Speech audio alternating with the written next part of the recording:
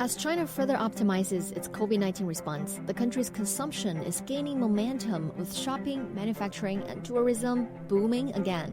Baؤڈنگ in Hebei province is one of the first cities to have gone through the peak of COVID-19 infections recently.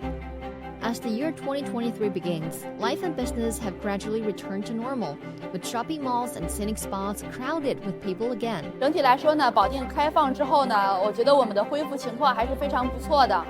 截止到现在，我们的客流量基本上恢复到了19年的50%左右，日均的客流量呢已经达到了这个3万左右。